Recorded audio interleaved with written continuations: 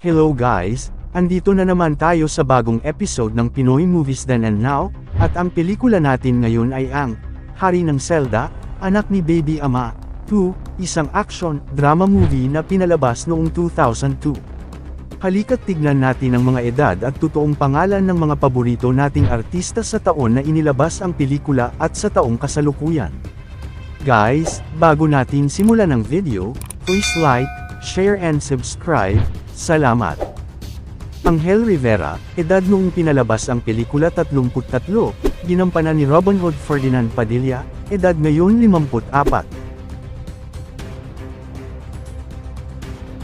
Iba-iba ang papel ng tao sa mundo.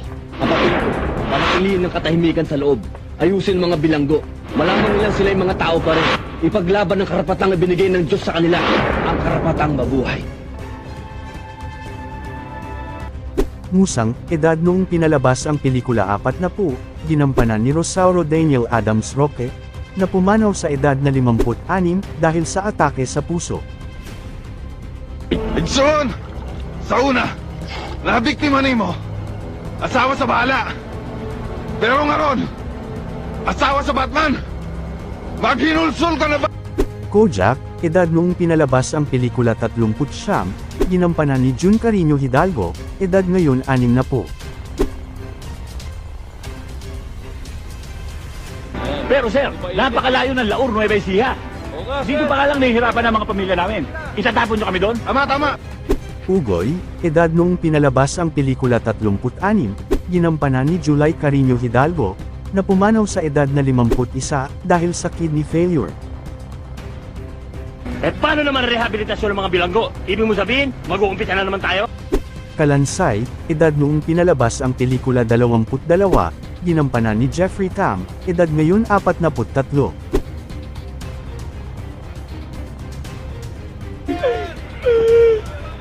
Parang away na po.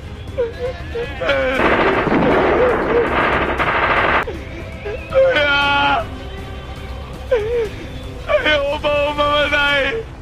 Rapist, edad noong pinalabas ang pelikula 34, ginampanan ni Ramon Veroy Confiado, edad ngayon 55.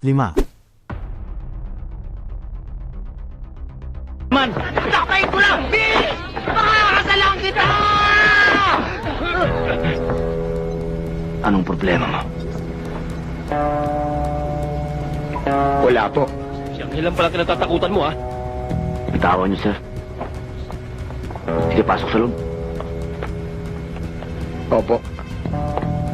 Ano? Katuring, edad noong pinalabas ang pelikula 69, ginampanan ni Roberto Labra, na pumanaw sa edad na 75, dahil sa atake sa puso. Saka, yung mga inosenteng nakulong dito, malas lang nila. Kaya kami narito, nagkasala kami. Dapat lang. Pero ba't kailangan maghirap ng pamilya namin? Ba't kailangan ilipat ng bilibid? Hindi lang kami maghihirap, hindi lang ang pamilya namin. Pero sasabihin ko sa inyo, Direktor, hindi ako nangangakong hindi magkakagulo rito. Erwin, edad noong pinalabas ang pelikula 37, ginampanan ni Romel Carino Padilla, edad ngayon 58. Hindi naman ako gumawa ng masakit. Hindi ako pumatay sa kanila. Wala akong kasalanan namin. Kaya ako lumayan namin. Para katakutan ako.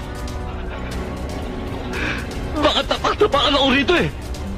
Isabel, edad noong pinalabas ang pelikula 26, ginampanan ni Raven Villanueva, edad ngayon 47.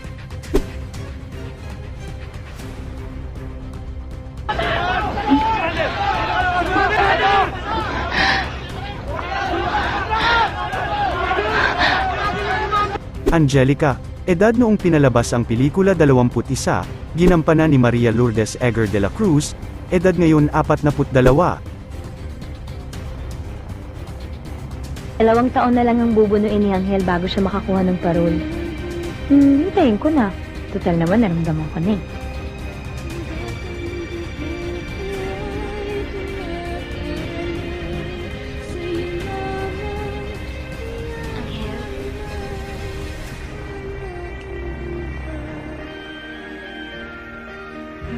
Superintendent Mortal, edad noong pinalabas ang pelikula 54, ginampanan ni Juan Marasigan Fileo, na pumanaw sa edad na 61 dahil sa sakit na lymphoma.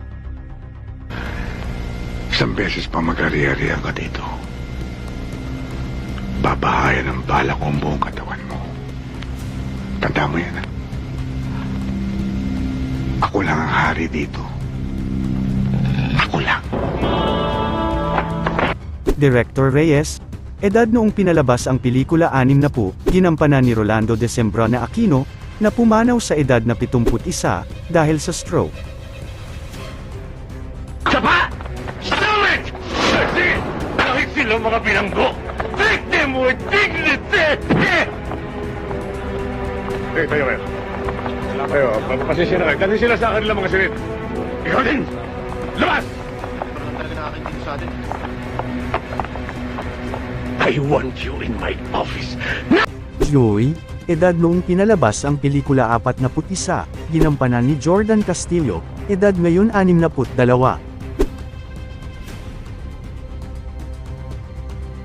Subukan mo mag-iskandalo. Alalahanin mo, apilado pa ang asawa mo. Kapag ginawa ko siya ng bagong kaso, mabubulok na siya sa loob.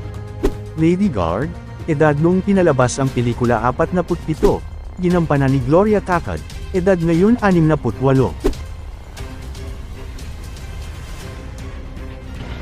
Huwag mong sasabihin sa asawa mo to. Baka magulo pa utak nun. Malapit nang lumabas ang apela niyo sa Supreme Court. Baka maabsuelto pa siya. Billy Casiping, edad noong pinalabas ang pelikula 55, ginampanan ni Ricardo Vizcarra Maitaca, na pumanaw sa edad na 68 dahil sa atake sa puso. Oo naman. Pwede ko yung ipa-interview siya si Angel, pero mahirap mangyari. Mahirap. Bakit? Mas maba siyang tao? Iha! Ay. Iha. Wala ka sa seminaryo. Nasa bilangguan ka. Lahat ng tao yan. Ay lang ang kaluluwa. Ibig sabihin, lahat talaga sila may kasalanan? Mrs. Santiago, edad noong pinalabas ang pelikula 46, ginampanan ni Evangeline Luis Ancheta Pascual, edad ngayon 67. How dare you? Anak lang kita. At lahat ng magiging achievement ko sa aking negosyo, sa'yo, ikaw ang magmamana. At kung magiging matagumpay ang aking pagbebenta ng malawak na lupain kinatitirikan ng National Bilibid Free Zone, alam mo ba kung ilang milyon ang mapupunta sa atin? Yaya Belen, edad noong pinalabas ang pelikula 70, ginampanan ni Flora Gasser, na pumanaw sa edad na 70 dahil sa natural na kamatayan. Nanay Rosa, edad noong pinalabas ang pelikula 50, ginampanan ni Daria Ramirez, edad ngayon 71.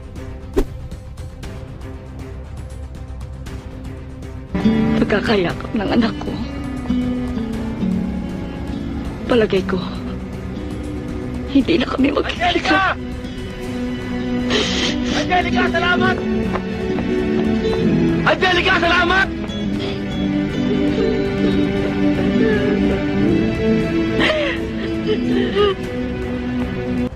Policeman, edad noong pinalabas ang pelikula 32, ginampanan ni Richard Kwan, edad ngayon 53.